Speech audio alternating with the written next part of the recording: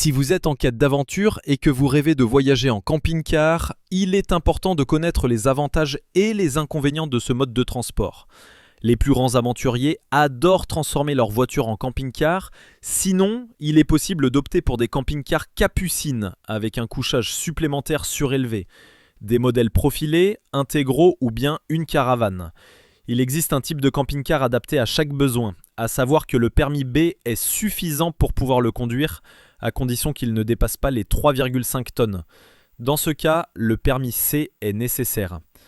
Alors, pourquoi opter pour camping-car ?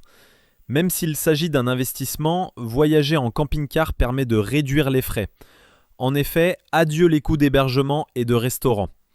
D'autre part, ce véhicule est idéal pour profiter d'une totale indépendance. Il permet de voyager librement et de bénéficier d'un plus grand confort comparé au camping par exemple. Il est également possible de vivre dans un camping-car. En effet, ce dernier dispose d'une cuisine, mais aussi d'un coin-chambre, d'une salle de douche et de toilettes. Il représente donc une seconde maison qui permet de se déplacer facilement en ayant tout le nécessaire à disposition. Un coin du camping-car est également dédié au repos et à la détente, idéal pour les pauses, mais aussi pour les enfants. Bien qu'il permette de disposer d'une grande indépendance, l'autonomie du camping-car peut toutefois être limitée. En effet, des batteries supplémentaires peuvent donc être nécessaires, car les prises électriques présentes à l'intérieur sont de 12 volts. De même, pour l'eau, l'autonomie est limitée et demande de la prudence et une vérification régulière. De plus, la vidange des eaux usées doit être faite régulièrement par le propriétaire du véhicule. Même si des économies sont réalisées en termes d'hébergement et de nourriture, il ne faut pas oublier les frais de carburant, notamment si l'on prévoit de voyager sur de longues distances ou de faire un road trip. D'autre part, selon la taille du camping-car, les manœuvres peuvent se montrer plus ou moins difficiles. Et il faut également savoir que certaines routes peuvent être inaccessibles à ces gros véhicules, ainsi que certains ponts.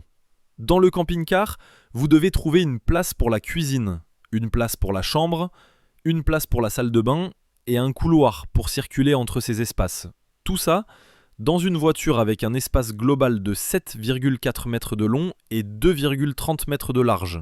Avec cette dimension, vous perdez un certain maximum de confort, encore plus si vous êtes plus de deux. Le poids du véhicule ainsi que ses dimensions contraignent le camping-car à rouler moins vite qu'une voiture normale. Cela peut sembler lent et comme une perte de temps. Toutefois, si vous êtes un voyageur qui prend son temps dans l'exploration, vous avez le bon engin. Des dépenses supplémentaires en cas de surconsommation. Si vous n'avez pas le sens des économies, évitez de vivre dans un camping-car. En effet, le carburant peut coûter plus cher si vous roulez trop vite et si vous ne restez pas longtemps à des endroits.